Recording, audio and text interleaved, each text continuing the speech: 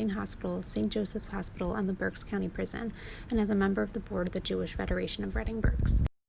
You'll hear throughout my story how the Rabbi Schneerson, has been an inspiration for me in how I decided to live my life. Learning wasn't easy for me. I had some learning challenges, but the Rebbe encouraged me to stay in a regular school and advised my parents and advised the school to keep me. They thought, at best I'll, just be a simple worker, but the Rebbe had the vision and understood that my disability was only a small part of my problem, but my great strengths would overtake it. And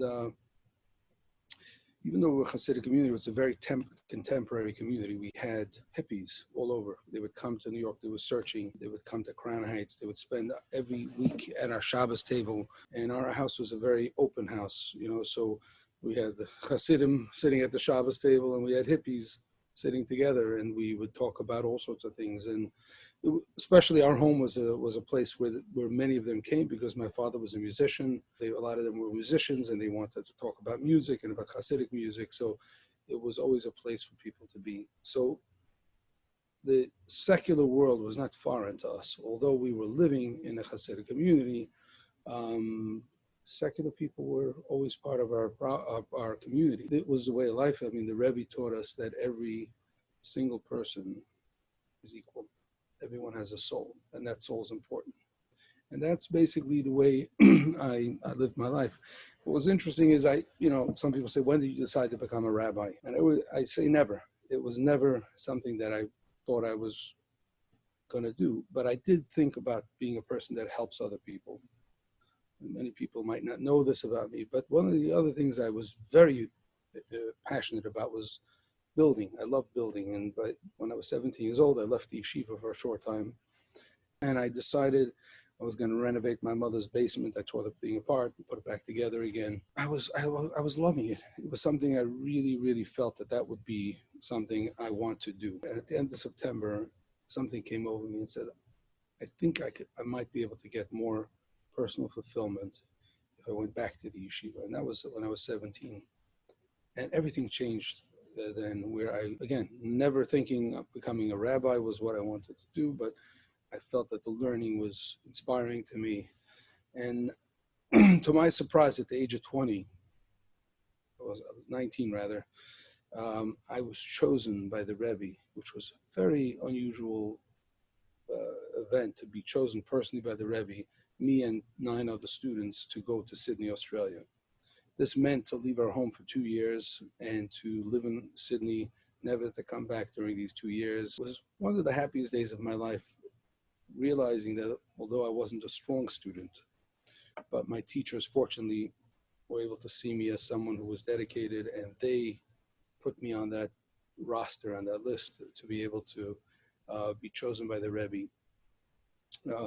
And really those 2 years changed a lot for me. It gave me a chance to study, but also to study with others. It gave me a chance to deal with challenges. The first time I ever met someone on drugs was in Sydney.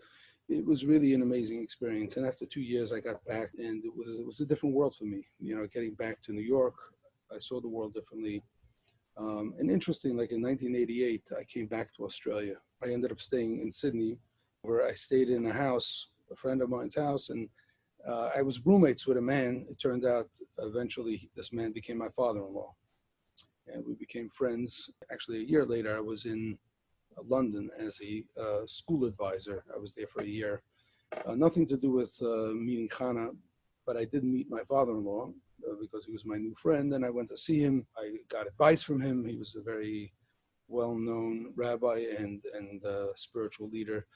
And in fact, he suggested that maybe I should meet some young women. And I said to him, I love being here in London, but I don't think I want to marry English. I almost in my mind said, never will I marry a British woman. But there were so many connections that I had, because people always ask me, how did I meet Chana? And I mean, it goes as far back as my father being in the yeshiva when my father was in New York in the late 50s and early 60s, one of his yeshiva mates were my father-in-law, Rabbi Lou. In the 70s, when my father went to London to perform, he had a few concerts in London and in Manchester.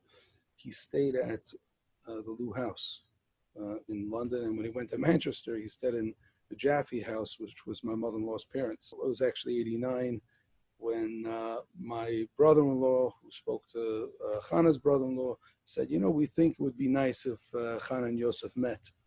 And we did just so. After many months of dating, we decided to celebrate. In 1990, we got married in London. Our first child was born in 92, Chaya, and immediately after I got married, I continued to study for a short amount of time.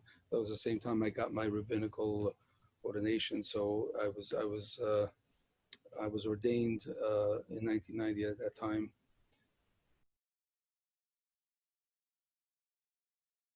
The Jewish Federation of Reading hopes you enjoyed this story and getting to know a fellow Jew living in Berks County.